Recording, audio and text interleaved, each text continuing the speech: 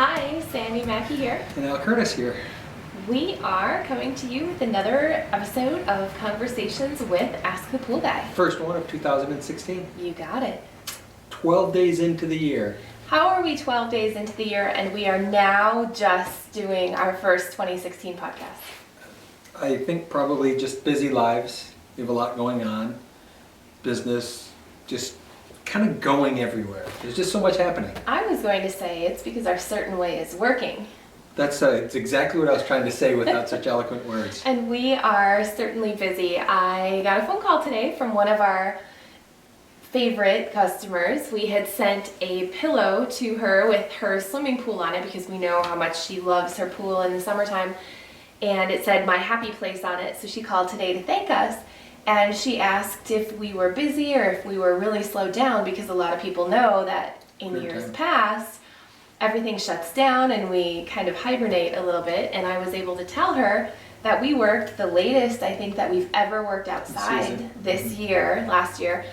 And then we started a major renovation project. I told her we sent Mark to Florida yesterday. And we just have more going on. And the other indoor project I was at today. Yeah. It's thinking about that in terms of a year.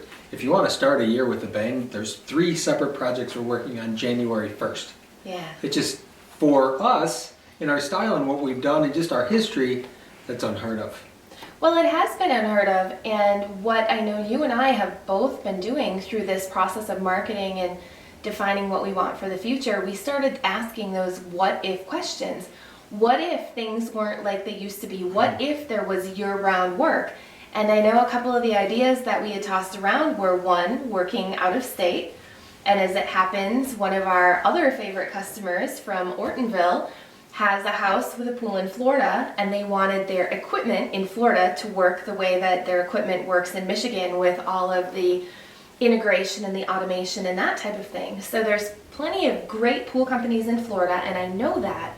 But in this case, we have a certain way, and this customer likes our certain way. So they decided that they wanted their equipment done in the certain way that we can provide. So that's just kind of a fun, cool thing. I know you and I were both a little bit sad that it wasn't us going. That they asked Mark to go first, but that's because he's the first person that we'd sent. Well, he's the one that has really set their system up here to work the way that it does. So absolutely he's the one, and it's more of a joke than anything else, saying, oh, why don't we get to go instead? But he's the logical choice for that because that's what he does. It is January 12th, and it is 18 degrees outside today. So, I mean, we're a little joking, but... We're not really, because I think when I talked to him yesterday, it was 72. So it's okay though. Yeah, so that's great. So the other thing that we're doing is this indoor renovation this year. And that was another one of those things. If we were going to work year round, would we build pools in other areas? And we decided that we're not ready to travel. Right. We've gotten the opportunity, like we've gotten the leads, but that's not our thing yet. No, I agree. Yeah. So this project, being an indoor pool, about an hour and a half, hour and 45 minutes away from our office, is a good way to kind of practice doing something a little further away. And it is one of the coolest projects, let alone renovations, that we've, I think, ever done. Well, I think, I've been reflecting on just the beginning of the year a lot, just because I had been doing a lot of travel, a lot of drive time. And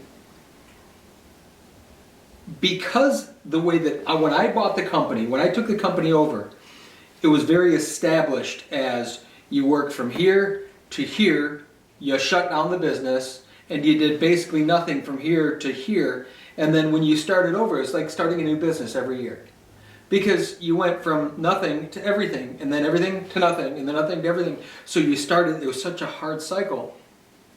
And because I was indoctrinated into that, and then that's what we've always done, it's hard to break that mold. And this is just another great example of get out of your own way, do things in a different way, which is what we've been exploring, is what would it look like if we worked year round?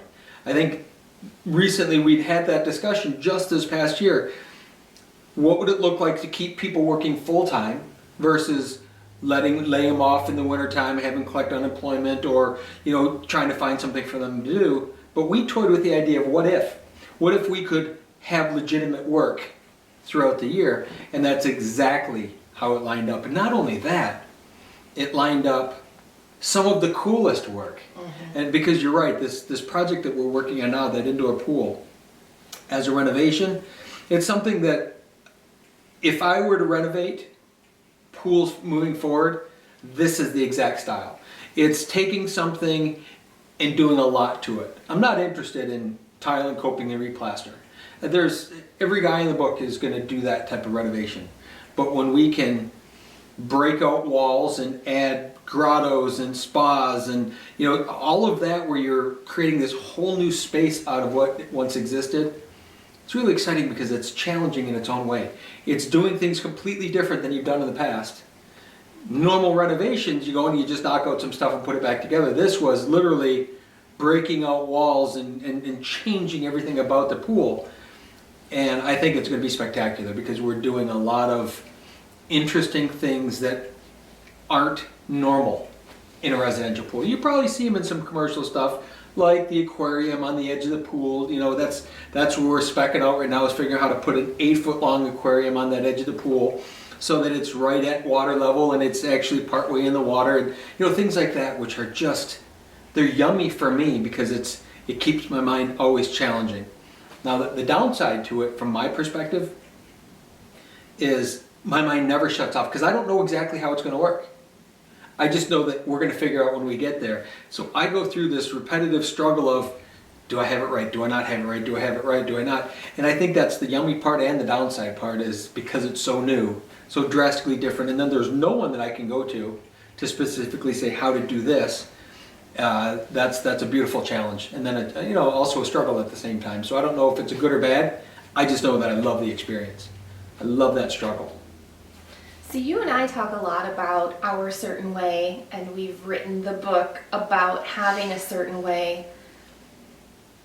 At what point do you think that we really started to get that? And I'm asking that because this week coming up, we have a boot camp coming up. We have people flying in from around the country to meet with us at our clubhouse here so that we can help inspire them to develop their certain way a little bit. And I'm wondering, when do you think it really clicked into place for us? I know we started back when we had talked about developing the website, and we knew that going online and doing the video was important. I don't think we had clicked into it yet, but I know that we were kind of heading that way. So when do you think it all came together? I don't think that there's a moment, but I know that there was a progress, that we started out on this different path than we'd ever been before. Because I don't think it was our certain way path. I think it was a different path than what we've done before. We decided, if we're going to keep doing this, let's do it in a way that we can really enjoy doing. I think that was a pivotal moment. I think looking back, I can say that was a part of our certain way that we didn't recognize. That we've always done business this way. We always had business. We like and we've told the story many times how we tried to get rid of the pool company. It wouldn't go away. But once we decided, let's do it our way or not do it at all, I think that was the first step of our certain way that we couldn't have put into words. I can do it looking back, but I couldn't have at that time going, no, see, this is our certain way. But I think that was a pivotal moment in terms of if there was a thing. But what's happened is because we keep the dialogue alive, because we've shared it with each other, and we've had this conversation all the time with each other, as well as with all of our marketing teams and all the people that we're helping coach. It's developed more in us, but we have the social proof, and I think the social proof is the part that has really solidified it for us. Because in theory, in every marketing book and every whatever, will give you all these theories of how it might possibly work if you do it, and we could have looked at that, but instead we just went out and implemented this thing, started developing and understanding what our certain way meant. We kind of knew, based on our studying the book Science for Getting Rich, from how many years ago was our first book study on that? Five years ago, probably?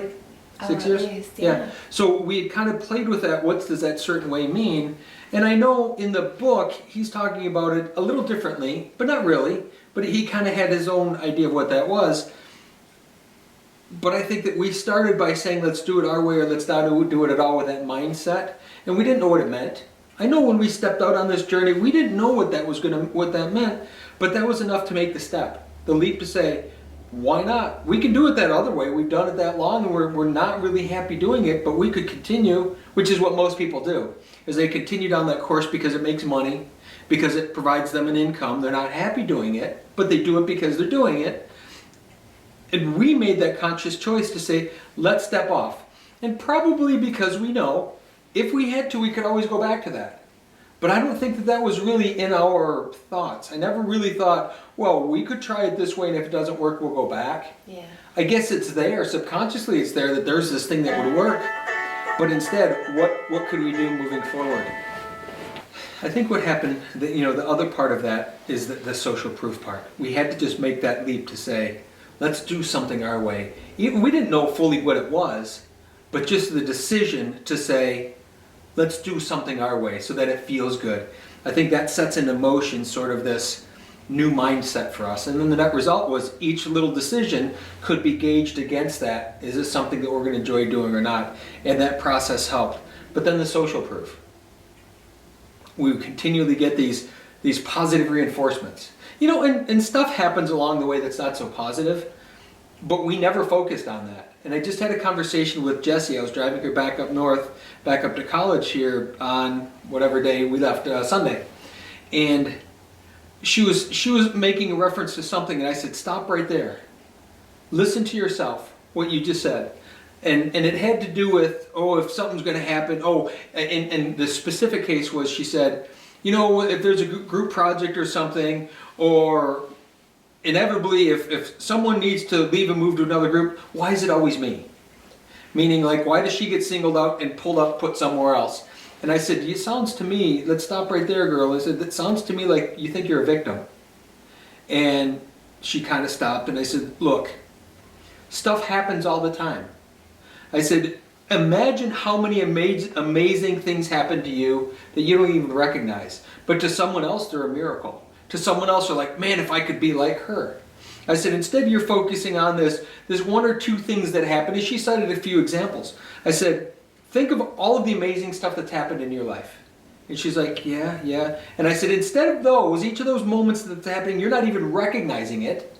Instead, you're looking at this case where a class needed to split and you were the one singled out that needed to go to the other class. She goes, yeah, I guess you're right. I said, that stuff happens. You can either focus on that and be a victim of life, or you can just realize that sometimes that happens, and let's look at what's good. Because how many people live their lives going, I knew it was going to be me. Why am I the one that always? And you go down that path, and that's a decision. We had that same opportunity at each one of those challenges that we had along the way, and we could say, oh, it must not work. But instead it was, that some dumb thing happened, and we always focused on the good, which then I think what happened, that social proof, like I said, now let's rejoice in it. Let's express our gratitude. Let's talk about the good things, and let's keep those alive. And the net result, the more we kept the good things alive, the more good things continue to happen. Well, in what you're talking about as well, I think you and I in our business partnership have a good amount of kind of that celebrating the victories and realizing when things aren't working the way that we want to. I also think that we have two other critical things in our life that helps us to celebrate those and realize the social proof. So for somebody who's trying to take this journey of their certain way, having somebody to talk to as a mastermind of one person that they can bounce ideas off of, especially if they're a solo business owner, yeah. That would be great. But the other two things that we do that I really think make a difference for us is, first of all, our mastermind group, where we get together once a week with a group of people and we kind of have big thinking ideas.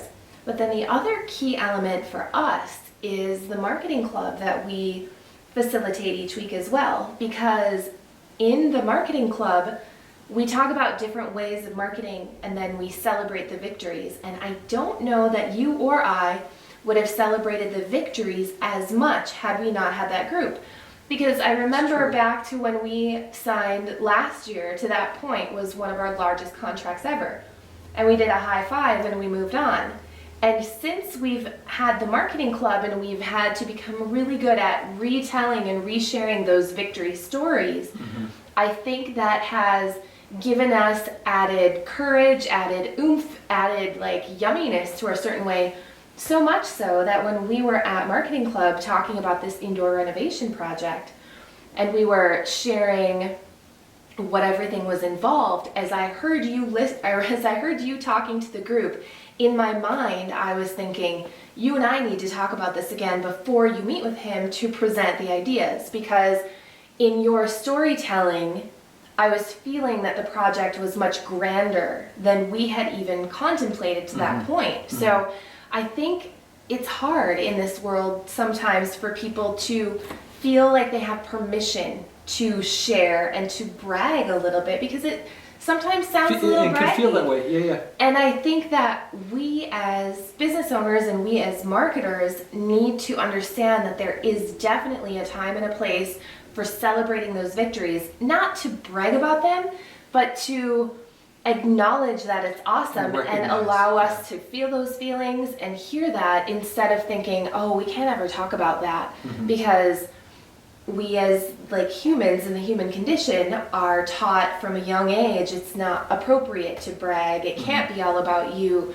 Who do you think you are? And that's really what celebrating with people who get it brings to the table, which I think is also worth mentioning. Sometimes you've got to select those people that you'll allow to listen to you, because not every person in your life is going to be a good listener when it comes to hearing those kind of messages. That's a great distinction, because you're absolutely right. We have this group of people around us by our choosings. We've chosen to surround ourselves with these people, and they're those that we can celebrate this amazing victory of life that continues to happen. Again, the importance of choosing the right people to be around, which I think everyone can make that choice if they decide. And we become like who we associate with. So being around positive people, being around good people, being around business owners continues to allow us to see bigger and to grow bigger. And in celebrating that victory, it's also showing the gratitude.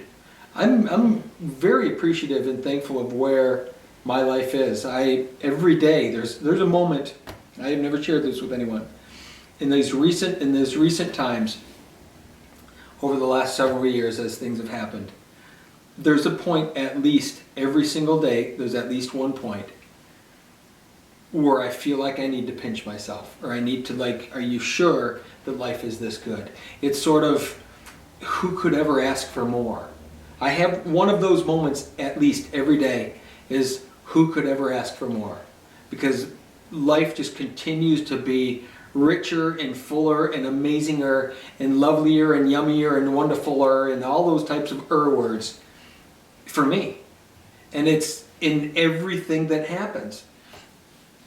And I think a lot of that has to do with all of these things we're talking about. It's not just us huddled in a corner hiding. It's sharing our victories and sharing our failures as well. When things don't go quite as planned, we still share that, because that's important. Although we don't always see it as a failure. It's never a failure.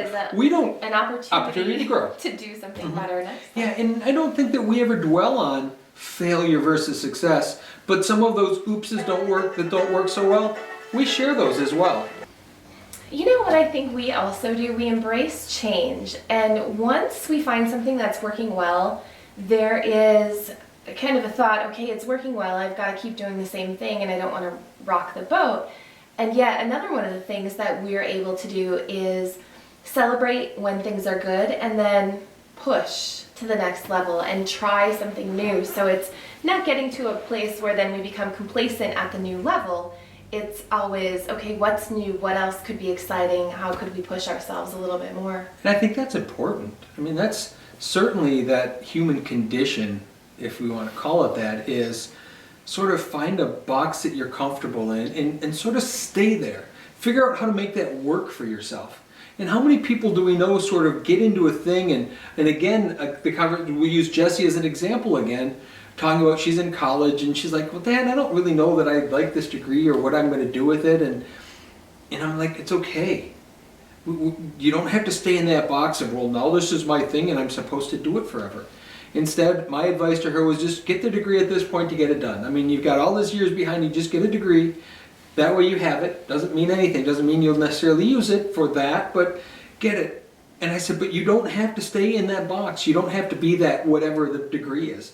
And so many of us get caught in a job, and our job requires this out of us, and that becomes our identity as to who we are.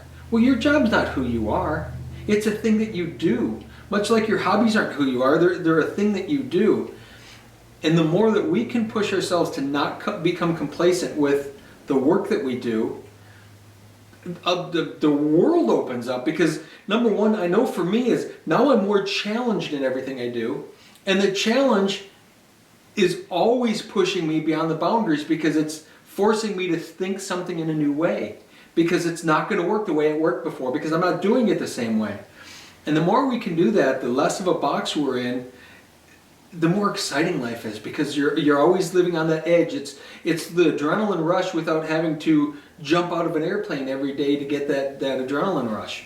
And what I'm talking about isn't that adrenaline part, but it's the excitement part of always being challenged. And there's something to that when you embrace it. A lot of people don't want to embrace it because the challenge always is equated with success or failure. No, it's not. A challenge is just a thing that you do. But I think a lot of people won't ever get into that challenge, because there's this part that says you're going to fail at it, there's a part you're going to succeed at it, instead of just the doing. The doing of it, whether the outcome is good or bad, doesn't matter, but we're so connected to outcome. Everything is about the outcome of what happens, and then we judge ourselves on that, and everyone else judges us as to whether we're good at this or bad at this, instead of them simply being experiences. And by challenging and staying outside of that box, I don't see successes or failures. We celebrate everything. And I guess if you took a 100-foot view down at our lives, you'd say, wow, that's really success. Well, I don't know that that's what I call, I mean, sure, if that's what you want to label it. To me, it's just kind of something we're doing. And it feels good to do, and it happens to work, and people seem to be really happy with what we do. And our lives just seem to reflect that, instead of getting caught up in, well, it's got to be this way, it's got to be that way. And I don't think it does. Yeah. Well, one of the other things that I think, you mentioned pinching yourself every day, being grateful, and yet knowing that we put in a lot to make things as awesome as they are. Mm-hmm. And I am just so excited, in terms of things that we had on the horizon last year that were going to be coming to fruition this year. So we are launching the Ask the Pool Guy franchise. We're building bigger and more detailed, maybe not bigger, but bigger in scope and detail projects than ever before. Yeah. We are developing our team and the skill sets and the people that are around us. We're having a great time doing it. We're fostering creativity and kind of that attitude of marketing in other people in other industries. And we launched a real estate company as well this year. So lots of really cool, exciting things are happening. And it kind of goes back to one of those sayings for me. I know in talking with some people, there are people who have excuses why they can't spend the time doing this or why they can't spend the time doing that. And it's always ask the busy person, because they'll get it done. And I think you and I also live that. Yeah. Like every moment we're looking for something to do to be bigger and better and push ourselves and grow, not just for the sake of money, but for the sake of growth and opportunity and things like that. So we've really kind of, I feel like 2015 into 2016, we kind of like, using a video game analogy, we like graduated to the next level, where you kind of have to learn some of the new things that happen at that level. But I feel like we kind of, if there was a ceiling, like we pushed through that imaginary ceiling. Yeah, I absolutely agree with that. And really the ceiling is just our own limitation, our own limited thinking. And we pushed through that. And again, there'll be more and there'll be more, and we have to continually push through that. But it isn't money. I mean, sure, money is good and money's fine and all of that, but it's so many people get caught into routine. When you were talking, I was thinking about routine and thinking how so many people's lives get so caught up in needing routine. Well, routine in some things is good. Like if you are a dentist and there's a certain way that you're supposed to do that extraction, to do that, that's a routine thing that's really good. And yet it's not routine because each mouth is a little different, each whatever is a little different. But the more we get caught up into that routine of life, the less flexible and the busier we seem to be and get less done. And that's the excuse. If you really listen to how many people make that excuse to us, what they're saying is, when they say, oh, I don't have enough time to do that, what they're saying is, I don't want to be bothered to break the routine of my nothingness doing whatever I'm doing to do this thing that probably is really important, but I can't see it because I'm used to my routine. That's all they're saying. They're not really saying there's no time left in the world, because we know as much as we put into this, we could put more. We could cut out a lot of little things we do in our lives and be more productive. Yeah. And yet we're pretty productive. Our lives are pretty fruitful as a result of that, just what's going on. But so many people get caught in the routine of, well, this is what I do.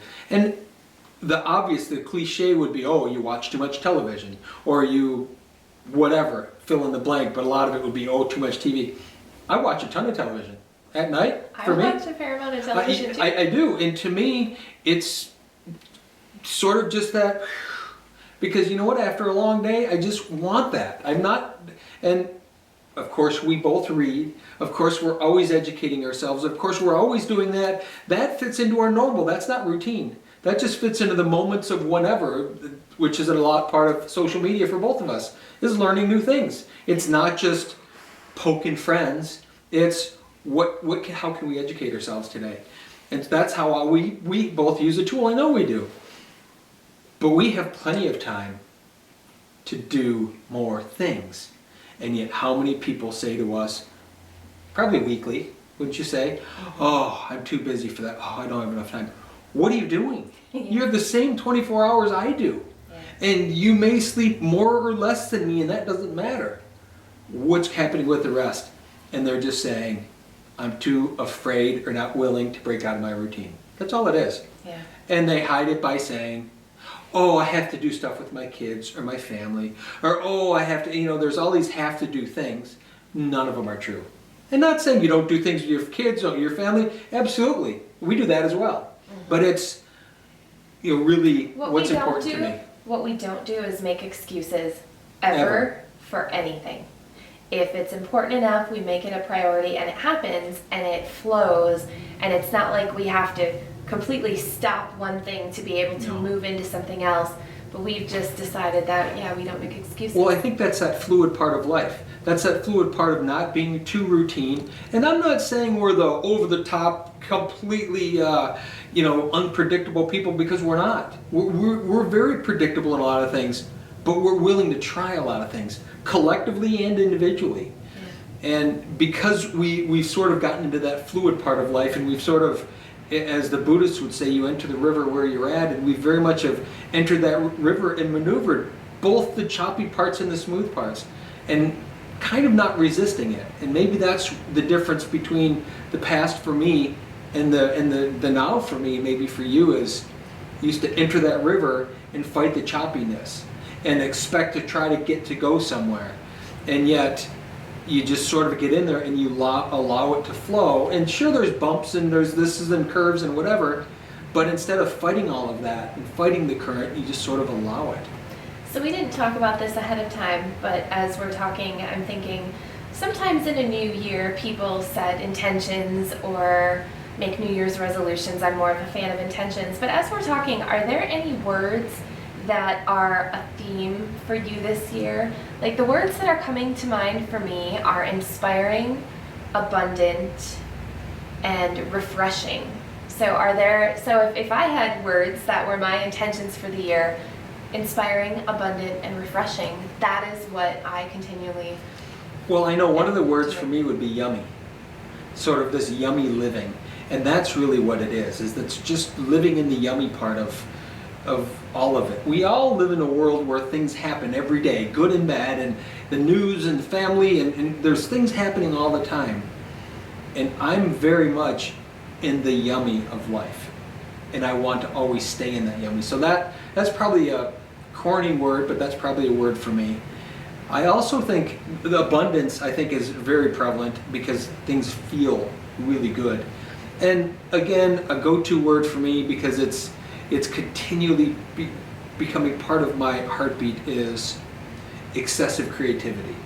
Like pushing the boundary of what I do, not, and that makes it sound like off the deep end, wild, crazy, weird stuff. No, I'm talking about pushing the boundary of expected detail and using materials and things that we find in the world for completely unexpected uses. And that's what we saw as the year progressed last year, getting more and more into breaking out of the paradigms and molds.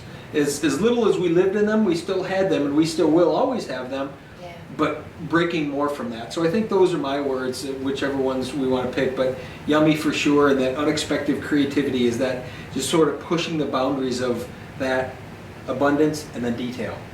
Because I think the detail in what we do makes it spectacular.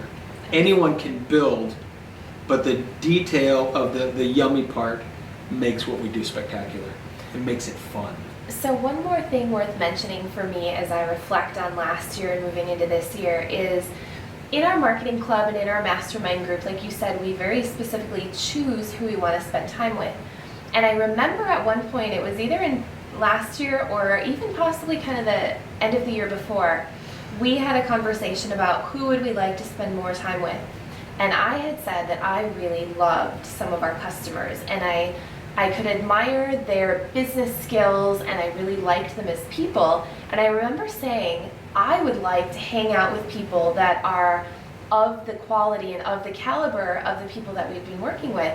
And I didn't know how that would happen. And it was kind of like one of those, maybe someday wouldn't it be nice kind of things. And I just have to say that without worrying about how that would happen, the why was because you become more like the people you associate with, and we associate with some pretty freaking amazing people. Awesome people. Without overthinking it and without orchestrating it, that has happened. And I would say we have bigger and better and stronger relationships with almost every single one of our customers than I would have ever thought possible before. And it's such a natural progression.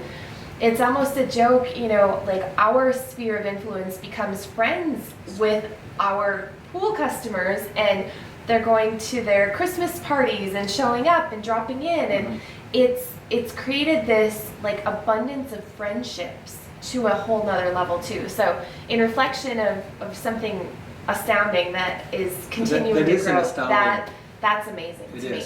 It is, and I think that again just reflects on us breaking the boundaries and the molds and expected routines of what everyone does, and says we're just saying let's not live that way. Yeah. Let's just live this fruitful, abundant, lovely, yummy, good times, you know, lovely people. Let's live that way, and the net result is they just keep showing up. We keep attracting them into our lives, and you're absolutely right. That's just completely different. Not that we ever had bad customers before, no, because they've all been great customers, but the relationships they're at are connected, whole new place. Yeah, absolutely. Yeah. So. Well, on that note, it's 2016. This is a kick-ass year. It is. So thank you for being a part of our kick-ass Yumminess, lives. Our lovely places to be. Yeah. Yeah, we do appreciate it. Definitely. We'll see you next time.